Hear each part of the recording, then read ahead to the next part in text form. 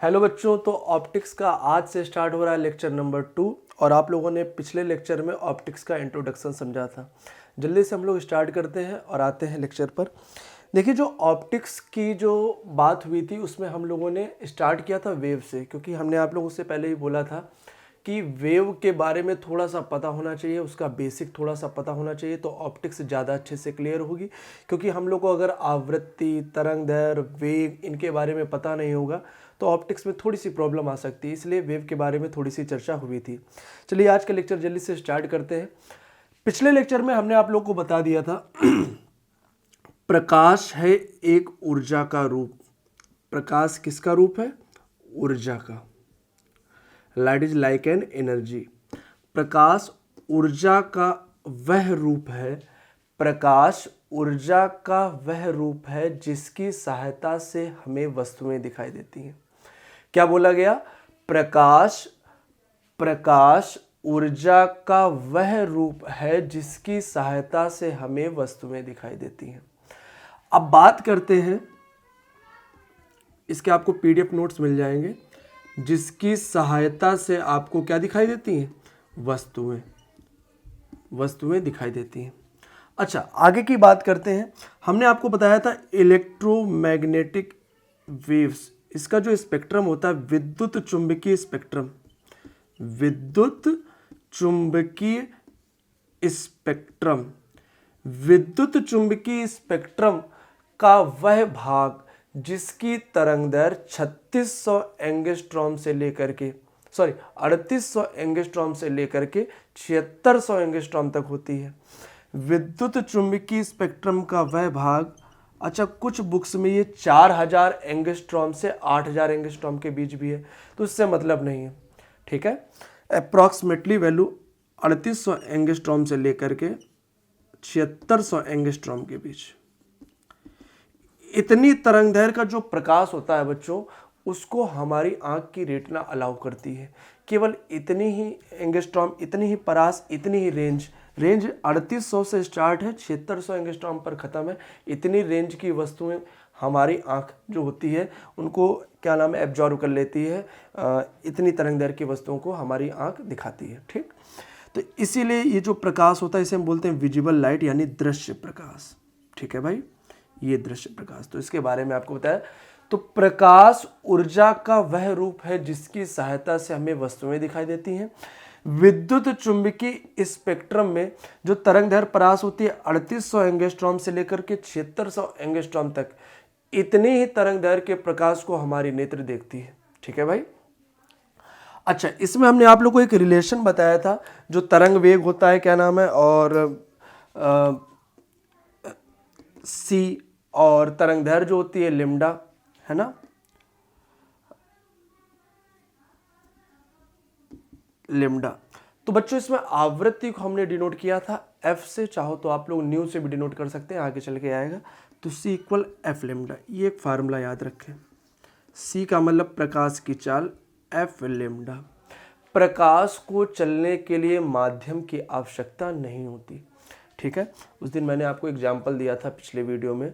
मैंने आपसे बोला था कि अगर किसी रूम में मैं बैठा हूँ और आप भी बैठे हैं और मैं बोल रहा हूँ, आप तक ध्वनि पहुँचेगी कि आप हमें देख पाएंगे अगर उस कमरे में निर्वात है। यानी कि अगर कमरे में निर्वात आ जाएगा तो साउंड यानी ध्वनि को चलने के लिए माध्यम की आवश्यकता होती है, लेकिन प्रकाश को चलने के लिए माध्यम की आवश्यकता नहीं होती। यानी आप हमको देख तो सकते हैं लेकिन आप हमें सुन नहीं सकते अगर मैं बोलूँगा कमरे में अगर निर्वात है। ठीक है, तो इससे इसकी जो वैल्यू से हम रिप्रेजेंट ऐसे करेंगे। ये चीज़ अगर आपको नहीं समझ में आ रही कोई बात नहीं, आगे चल के समझ में आ जाएगी। आपको अगर इतना समझ में आ रहा है, ये आप याद रखिए फार्मूला, सी इक्वल्स एफ लेमडा। ठीक है, और ये इसकी चाल होती है निर्वात में, प्रकाश की चाल 3 × 10⁸ मीटर पर सेकेंड। अप्रॉक्सीमेटली वायु में भी हम लोग यही चाल मानते हैं। चलिए जल्दी से आगे बढ़ते हैं। अच्छा, आपको ये पता है जो प्रकाश है ये विद्युत चुंबकीय स्पेक्ट्रम का ही एक भाग है, अर्थात वैद्युत चुंबकीय तरंगे हैं। अगर हम इनको देखें, वैद्युत चुंबकीय तरंगे हमने आपको बताया था पिछले वीडियो में एग्जाम्पल, ये एक हो गया इलेक्ट्रिक, एक हो गया मैग्नेटिक, और ये हो गई तरंगे। ये तीनों एक दूसरे के लंबवत हैं। अगर इलेक्ट्रिक वेव्स ऐसे चलेंगी, वैद्युत क्षेत्र ऐसा होगा, चुंबकीय क्षेत्र ऐसा होगा, तो वेव्स जो होंगी यानी कि प्रकाश जो होगा वो इस दिशा में चलेगा। एक्स अक्ष, वाई अक्ष, जेड अक्ष तीनों एक दूसरे के लंबवत होंगे। कुल मिला के हम ऐसे बोल सकते हैं, ये हो गया ई, ये हो गया बी, तो ये हो जाएगी प्रकाश की चाल सी। प्रकाश तरंगे या प्रकाश ऊर्जा इस दिशा में आगे बढ़ेगी। बहुत अच्छी बात है, कोई दिक्कत नहीं। तो अगर बात करी जाए वैद्युत चुंबकीय तरंगों की, तो वो इस तरह से चलती है। अगर हम आपसे कहें कि क्या केवल एक वैद्युत चुंबकीय तरंग होती है, तो आप कहेंगे नहीं, अनंत वैद्युत चुंबकीय तरंगें होंगी, बहुत सारी होंगी। तो जहां से स्टार्ट हो रही है, जहां पर जा रही है, इन दोनों पॉइंट को अगर हम मिला दे तो एक सीधी रेखा से प्रदर्शित कर सकते हैं। और जो एनर्जी है वो राइट साइड की ओर एनर्जी, ये जो एरो है ये एनर्जी के चलने की दिशा को बता रहा है। तो इसमें भी हमने एक एरो लगा दिया, ये एनर्जी के चलने की दिशा को बता रहा है। तो ये इसे हम बोलते हैं किरण। प्रकाश के रास्ते को बताने वाला जो ये पॉइंट है, ये दो पॉइंट हो गए जहाँ से प्रकाश चल रहा है और जिसकी ओर जा रहा है। इन पॉइंट को मिलाने वाला रास्ता, एक सीधा रास्ता, एक सरल रास्ता है, क्या कहलाता है? प्रकाश की किरण कहलाता है। इसे बोलते हैं लाइट रे। ठीक है, क्या बताया गया प्रकाश किरण के बारे में? एक बिंदु से दूसरे बिंदु तक प्रकाश द्वारा तय किया जाने वाला सीधा रास्ता, एकदम सरल रास्ता क्या कहलाता है? प्रकाश किरण। ठीक है, इसको हम लोग एक सीधी लाइन से डिनोट कर देते हैं। आप कैसे, इस तरह से कैसे आप डिनोट करेंगे? अच्छा, अगर बाई चांस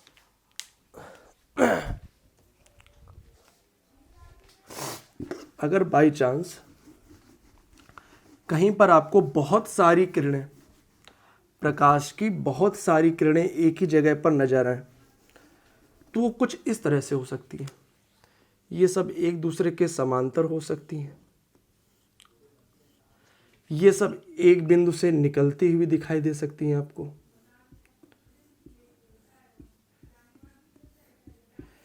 या ये सब एक बिंदु में प्रवेश करती हुई दिखाई दे सकती है आपको। जिस स्थान पर प्रकाश की किरणों का समूह होगा, यानी कई प्रकाश किरणें होंगी, उन्हें हम बोलते हैं पुंज। क्या बोलते हैं? किरण पुंज। तो यहाँ किरण पुंज हमने तीन अलग अलग दिखाए। ये हो गया आपका समांतर किरण पुंज, जहाँ पर प्रकाश किरणें फैल रही हैं, इसे हम बोलेंगे, फैलने का मतलब होता है अपसारी। याद रखेंगे ये वर्ड, अपसारी यानी कि डाइवर्जेंट। और एक जगह आ रहे हैं, इसे हम बोलते हैं अभिसारी किरण पुंज। कन्वर्जेंट, डाइवर्जेंट, और ये हो गया पैरेलल। ठीक है ना? तो ये हो गया समांतर किरण पुंज, ये हो गया अपसारी किरण पुंज, ये हो गया अभिसारी किरण पुंज। आपको क्या बताया गया? प्रकाश ऊर्जा का वह रूप है जिसकी सहायता से हमें वस्तुएं दिखाई देती हैं। दूसरी चीज क्या बताई गई?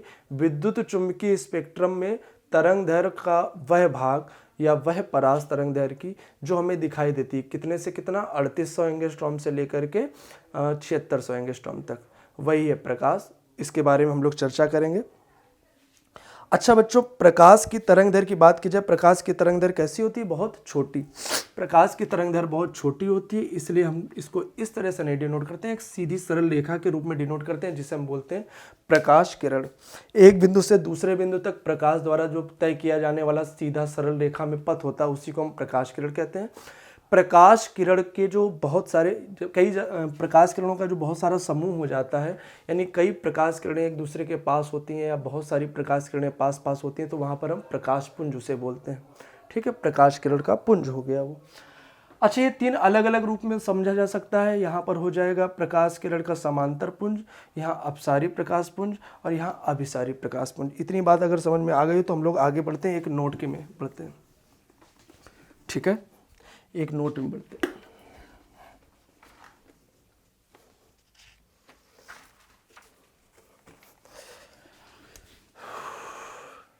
चलिए, अब एक नोट है, नोट में हम आपको ये बताने जा रहे हैं। एक तो हम बताने जा रहे हैं आपको वस्तुओं के बारे में, दूसरा हम बताने जा रहे हैं आपको सोर्स के बारे में, स्रोत के बारे में। बच्चों, वस्तुएं दो तरह की होती है, एक होती है दीप्त वस्तु, दूसरी होती है अदीप्त वस्तु। पहली होती है दीप्त वस्तु, दूसरी होती है अदीप्त वस्तु। उसी तरीके से सोर्स भी दो तरह का होता है। एक होता है आपका जो प्रकृति में है प्राकृतिक स्रोत, दूसरा हम बोल सकते हैं कृत्रिम स्रोत। ठीक है। ऑब्जेक्ट दो तरह की, लिम्नस, नॉन लिम्नस। सोर्स यानी स्रोत दो तरह के, एक प्राकृतिक यानी नेचुरल, दूसरा कृत्रिम यानी आर्टिफिशियल। ठीक है भाई, इनके बारे में सभी को पता है। जैसे कि हम वस्तु की बात करें, दीप्त का मतलब जो ब्राइट है, यानी जो खुद अपने अंदर से स्वयं प्रकाश उत्सर्जित कर रहा है। जैसे अगर हम बात करें मोमबत्ती की, तो आप बोलेंगे मोमबत्ती प्रकाश उत्सर्जित कर रहा है। जैसे हम एलईडी या बल्ब की बात करें जो आपके घरों में लगी हुई है, प्रकाश उत्सर्जित कर रहा है, तो वो हो गए दीप्त स्रोत। तो वे वस्तुएं जो अपने अंदर से प्रकाश को उत्सर्जित करती हैं उन्हें हम दीप्त वस्तुएं कहते हैं। ठीक है। अब बात आती है अदीप्त वस्तुओं की। तो अदीप्त वस्तुएं क्या होती हैं? वे वस्तुएं जो अपने अंदर से प्रकाश उत्सर्जित नहीं करती हैं, अदीप्त वस्तुएं कहलाती हैं। जैसे बात की जाए, अगर हम मेज की बात करें तो मेज हमें दिखाई दे रही है, ठीक है, बहुत अच्छी बात है, लेकिन मेज हमें प्रकाश उत्सर्जित करती हुई नहीं दिखाई दे रही है। मेज को हम इसलिए देख पा रहे हैं क्योंकि मेज पर प्रकाश गिर रहा है और परावर्तित होकर हमारे नेत्र में प्रवेश कर रहा है, इस कारण मेज दिखाई दे रही है। ये मार्कर प्रकाश उत्सर्जित नहीं कर रहा है, इस मार्कर पर प्रकाश किरणें आकर गिर रही हैं और परावर्तित होकर आपके नेत्र में जा रहे हैं। अगर मान लीजिए हम अंधेरे कमरे में जाएं और इस मार्कर को दिखाएं, तब तो आप नहीं देख पाएंगे। लेकिन अंधेरे कमरे अगर मोमबत्ती लेकर जाए, मोमबत्ती को जला दें, तब तो मोमबत्ती तो दिखाई देगी ना, मोमबत्ती की जो प्रकाश किरणें वो तो दिखाई देंगी। ठीक है ना। तो मोमबत्ती प्रकाश उत्पन्न करती हुई दिखाई देगी। जो वस्तुएं प्रकाश उत्पन्न करती हैं यानी जो प्रकाश उत्सर्जित करती हैं वो होती हैं दीप्त वस्तुएं, जो वस्तुएं प्रकाश उत्सर्जित नहीं करती हैं वो होती हैं अदीप्त वस्तुएं। ठीक है भाई, क्लियर। अच्छा, सोर्स की बात करें, स्रोत दो प्रकार के होते हैं, एक होता है प्राकृतिक स्रोत, दूसरा होता है कृत्रिम स्रोत। जैसे अगर हम आपसे कह दें सूर्य कैसा स्रोत है, तो आप बोलेंगे सूर्य एक प्राकृतिक स्रोत है। कृत्रिम स्रोत में वही मोमबत्ती की बात करें, स्रोत का मतलब जो अपने अंदर से प्रकाश को उत्सर्जित कर रहे हो। सूर्य भी प्रकाश को उत्सर्जित कर रहा है, वो प्रकृति में प्राकृतिक। तारों की बात करें, वो भी प्राकृतिक। कृत्रिम में अगर हम आ जाएं तो बल्ब हो गया, मोमबत्ती हो गई, ये सब कृत्रिम प्रकाश स्रोत है। ठीक है, मानव द्वारा निर्मित है। चलिए आगे बढ़ते हैं।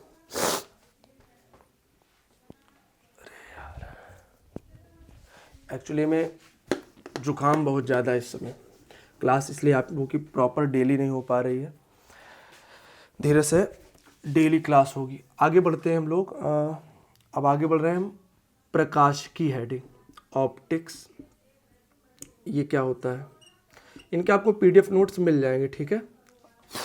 प्रकाशिकी क्या होता है, सीधे सीधे समझ में आ गया यार। विज्ञान की वह शाखा जिसके अंतर्गत प्रकाश के बारे में अध्ययन किया जाए, प्रकाश के प्रभावों के बारे में अध्ययन किया जाए, उसे हम क्या बोलते हैं? प्रकाशिकी।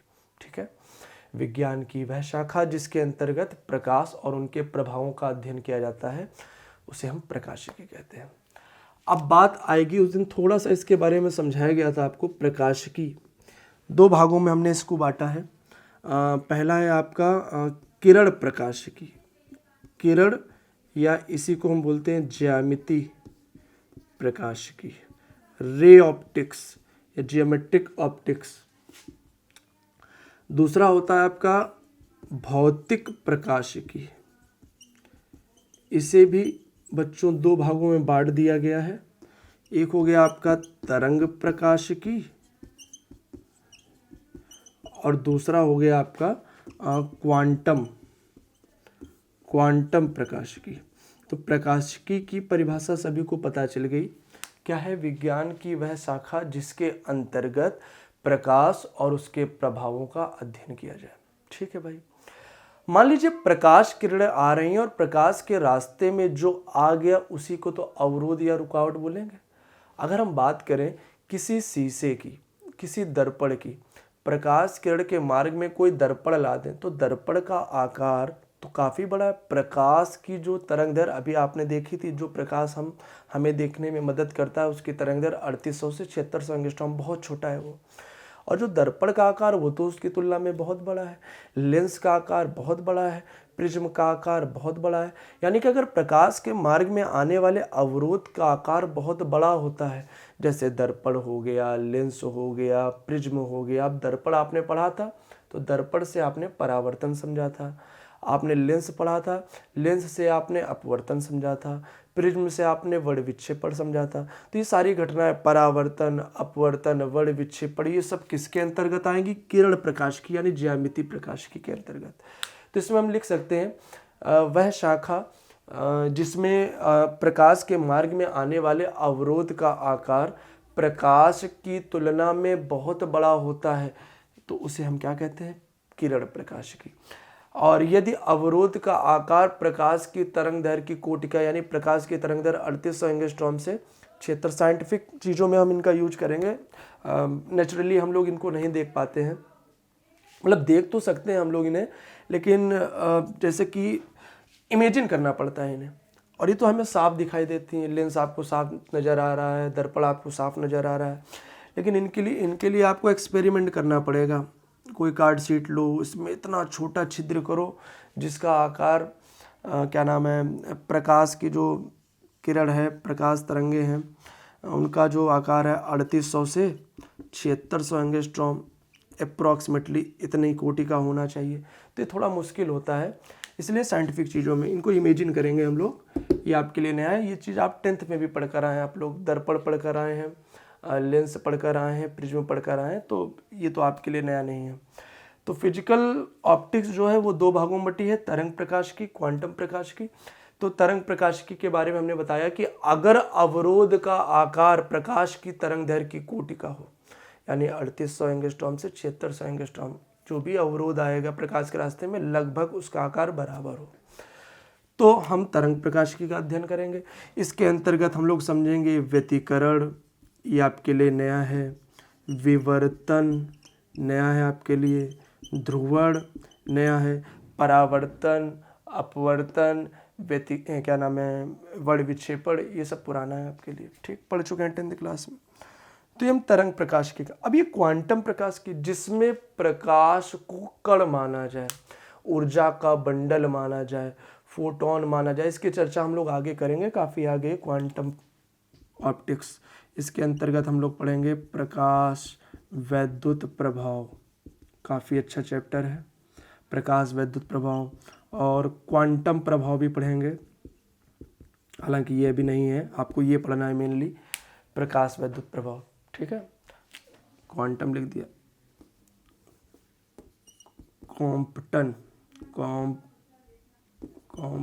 प्रभाव, ठीक है, तो ये पढ़ेंगे हम लोग, अच्छी बात है।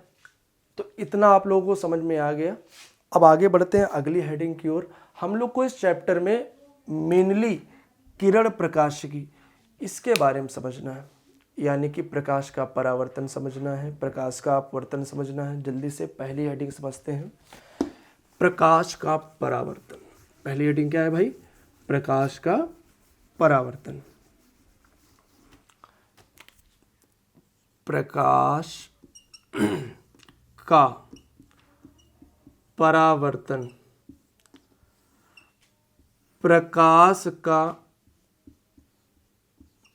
परा को हम कह देंगे पड़ा, प्रकाश का पड़ना, प्रकाश पड़ा और पढ़ के अपने वतन लौट जाएगा, यानी जहाँ से आएगा उसी माध्यम में वापस लौट जाएगा। समझते हैं इसको? मान लीजिए ये एक तल है बच्चों, ठीक है, और इसके एक सरफेस पर हमने क्या कर दी? पॉलिश। एक सरफेस पर हमने पॉलिश कर दी, ठीक। ये चिकना व पॉलिशदार तल हो गया। चिकना और पॉलिशदार तल से परावर्तन बहुत अच्छे से होता है। ये प्रकाश किरण आई, ठीक। याद रखेंगे, जो प्रकाश किरण गिरती है, जो प्रकाश किरण गिरती है उस किरण का नाम होता आपतित किरण। गिरने वाली प्रकाश किरण का नाम आपतित किरण, ठीक है। तो इस किरण का नाम हो गया आपतित किरण। इंसिडेंट रे, ये हो गया सरफेस यानी पृष्ठ। जिस पॉइंट पर गिरती है आपतन बिंदु, इंसिडेंट पॉइंट, ठीक। और इसी पॉइंट पर बच्चों एक अभिलंब होता है जिसे हम नॉर्मल बोलते हैं इंग्लिश में, ठीक है। इसे हमने कहा अभिलंब। क्या कहा? अभिलंब। ये हो गई आपतित किरण, ये हो गया आपतन बिंदु, और आपतन बिंदु पर क्या हो गया? अभिलंब। बहुत अच्छी बात है। अब यहाँ से क्या होगा, प्रकाश किरण को सीधे जाना चाहिए, लेकिन सीधे प्रकाश किरण नहीं जा पाती। प्रकाश किरण इस तल पर गिरती है और तल से टकराकर वापस लौट जाती है। बाई चांस मान लीजिए इस तल के ऊपर का जो भाग है वहाँ पर है वायु। क्या है? वायु। और नीचे कोई अन्य माध्यम है, जैसे मान लीजिए जल ही मान लेते हैं हम, जल मान लीजिए। तो प्रकाश किरण किस माध्यम से आ रही है? वायु से आ रही है। किस माध्यम में लौट कर जा रही है? वायु में जा रही है। जिस माध्यम से आ रही है उसी माध्यम में लौट रही है।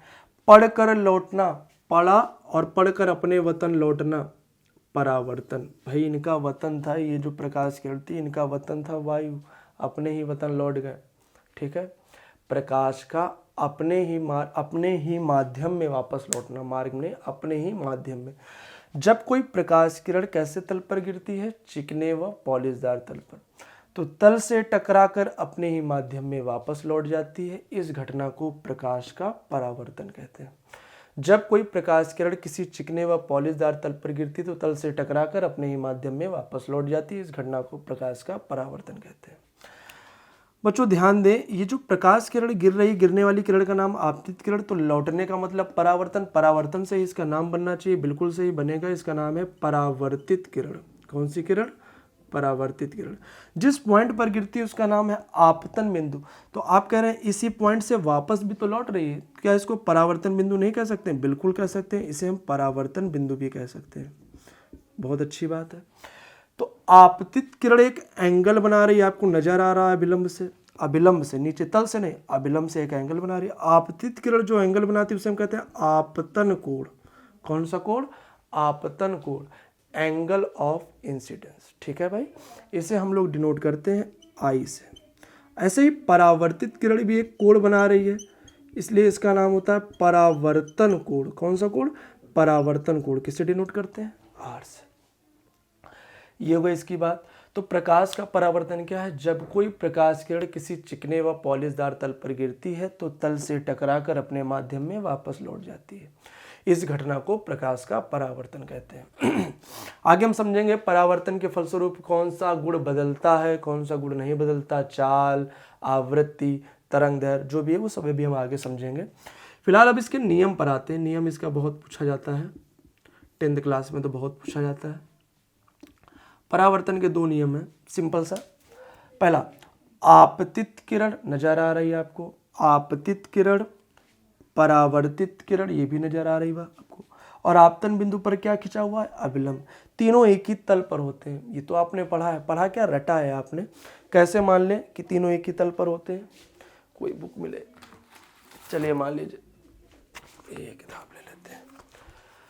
अब यहाँ पर ये है सरफेस, ये सरफेस है, इस पर एक प्रकाश किरण गिर रही है आकर ऐसे, इसी से लौट रही है, और इसी पर है नॉर्मल। तो तीनों लोग कौन से तल पर होंगे? ये तल नहीं है, आप इसे तल ना समझे। यहाँ पर तो एक पॉइंट पर मिल रहे हैं, इस पॉइंट पर मिल रहे हैं, तल ये होगा, इस तल पर ऐसे आ रही प्रकाश किरण, ऐसे लौट रही है, और इसी तल पर अभिलंब, ये तल है। जैसे आपने पढ़ा है, ये x हो गया, ये y हो गया, ये z, तो ये हो गया xy तल, ये हो गया yz तल, ये हो गया zx तल। तो ये तीनों लोग कौन से तल में? ये ऊर्ध्वाधर तल है। बात नहीं समझ में आई? तो ये हो गया प्रकाश के परावर्तन के नियम। ठीक, आगे बढ़ते हैं हम लोग।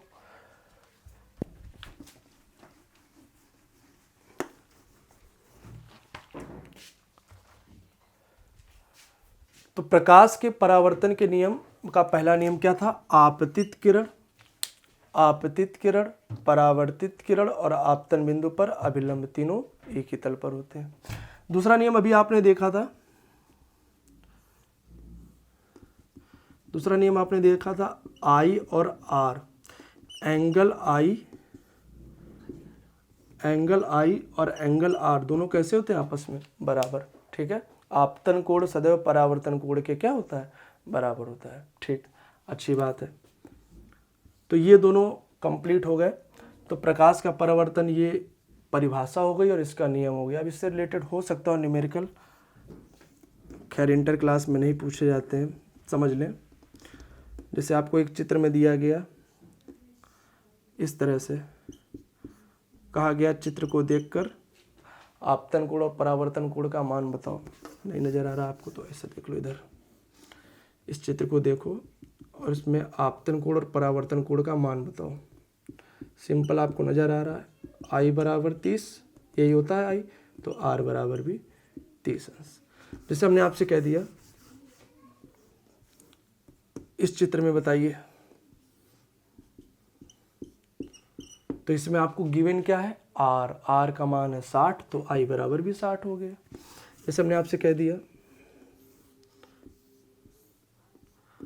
इस चित्र में बताइए, तो आप ये ना कह देना कि 38 बराबर ना, ये एंगल होता है आर, ये एंगल होता है आई, टोटल है 90, अभिलंब कितना एंगल क्रिएट करता है 90, 90 में से आपको 38 लेस करना पड़ेगा, घटाना पड़ेगा। ठीक है, तो ये बन जाए कितना 52। ठीक, 52 8 60 30 90, 52 हो गया। बात समझ में आई। अच्छा, एक क्वेश्चन अगर हम आपसे ये कहें, अगर कोई प्रकाश किरण किसी तल पर अभिलंबवत गिरती है, अभिलंबवत यानी अभिलंब पर ही गिरती है, तो उसका मार्ग यानी वो पढ़कर अपने ही मार्ग पर वापस आ जाती है, कैसे समझते हैं। जैसे हमने मान लिया ये एंगल है आई, तो ये एंगल हो गया आर। अगर हम कहें ये 60 अंश है तो आर भी 60 हो गया। अगर हम कहते हैं ये 40 हो गया तो आर भी 40 हो जाएगा। 30 हो गया तो आर भी 30 हो जाएगा। 15 हो गया तो आर भी 15 हो जाएगा। देख रहे हैं जैसे जैसे आई कम हो रहा है वैसे वैसे आर भी कम हो रहा है। एक स्थिति ऐसी आएगी कि आई बचा 5 डिग्री, आई कितनी डिग्री बचा 5 डिग्री, तो बताइए आर भी कितने डिग्री बचना चाहिए 5। और ये अगर एकदम करीब आ गया, बिल्कुल पास आ गया और अभिलंब पर आकर गिर गया तो आई कितना हो जाएगा 0, तो आर भी कितना हो जाना चाहिए 0।